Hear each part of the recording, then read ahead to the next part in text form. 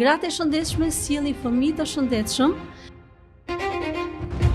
dhe edukojnë se ç'do të thotë të jetosh shëndetshëm. Sa të vështirë kanë pacientët e tu të besojnë ty? Prit, sepse trupi do kohë që të menaxhoj çfarë po përjeton, është si një termostat. Ka pas raste që stresi ka qenë faktor kyç për krijimin e këtyre simptomave sëmundjeve tek pacientët e tu? Te shqiptarët 70% e simptomave vijnë nga stresi dhe nga kortizoli i lartë. Para 90-s, sepse shqiptarët ishin shumë komunitar. Mjaftonte të trokisje te dera e komshiut dhe do pije një kafe, do konsumoje një bisedë, do ndaje një shqetësim.